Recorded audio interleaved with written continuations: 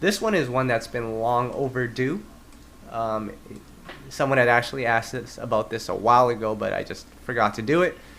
Someone wanted us to nominate my Canadian sister, Tamia. Uh, Ooh. Wait, did we put Faith Evans in? No, we didn't, right? No.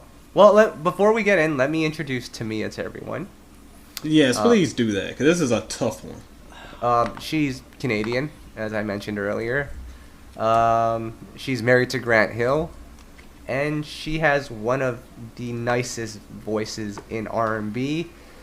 She's been in the game since, what was it, 98 is it? And she's consistently put out solid R&B albums.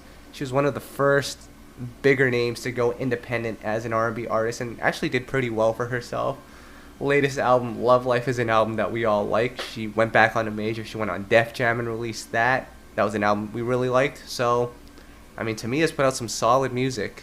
I don't think she's ever reached the heights of some of her, competitors, but she's always kept it consistent and she's always kept it classy. I'm going to say no, and here's why. I think Tamia, let me say, is one of my favorite artists. Love her voice and her music. But I think she made a decision that music was not going to be her priority. Now, if she would have put it as her main focus and had more of a catalog, I mean, she does have, 6 albums in her 20 years. But I felt always like she kind of kept herself away, or didn't fully put herself into music. She stayed with her family, had children, which is great. And that's allowed some other artists to build up more of a catalog and some bigger hits. But I'm not taking away from her catalog, but we didn't put Faith Evans in, we didn't put Monica in. I think she's more in that category than of a Toni Braxton, in my opinion. So that's what I'd say. Ed? Oh man, this is another tough one. And believe it or not, y'all, I got to agree with Tom. And let me tell you why. Because I feel like this is the same conversation that we had with Faith Evans, another one of my all-time favorite artists. I have said that Tamia's debut, if I was reviewing albums in 1998, would have gotten 5 stars. It is that good. I think every album she's had has been 4 or 4.5 stars. She Even is a New a Day? phenomenal voice. Hold on, even the second album? Yes, I would give that a 4 Wait. easily. What Wait, about what? More? More was great. I didn't think More was that good, honestly. I think that was her worst album, in my opinion. That's probably her worst album, but it was still great. We were talking about, More is the Officially Missing You album, right? Yep. Yep. Which, by the Yeah, way, has lots the of bangers. saddest... That has the saddest... I mean, Officially Missing You is sad, but it has the second saddest song of all time, Smile, written by Babyface. Yes.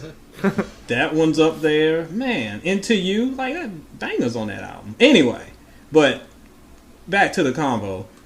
I love her. I love her talent. I love her voice. The thing that's missing from her is just overall influence. And that's something that, although we love these artists, is going to hurt a lot of people going forward into the Hall of Fame. Because even though we really like them and they've given us great work and songs that we've been playing for 10, 15, 20 years in some cases, when you look at their overall impact on the game, sometimes that impact isn't strong enough. And for you to be in a Hall of Famer, you had to do something game-changing.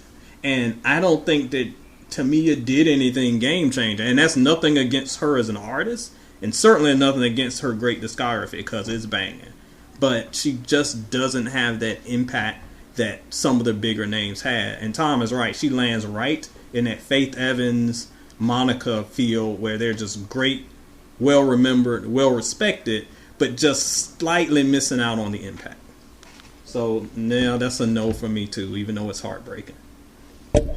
I mean, it's a no for me as well, but I mean, we can't downplay, and this is something that I don't think people realize, but the 2 independent projects that she put out, Between Friends and Beautiful Surprise, they both did pretty well on the charts.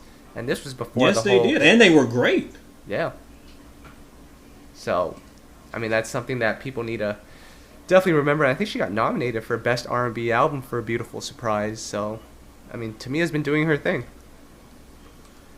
One of my favorites. She's one that whenever she drops a new song, I'm always hyped for the new album because it never disappoints. But no Hall of Fame for Tamia, unfortunately. Fortunately.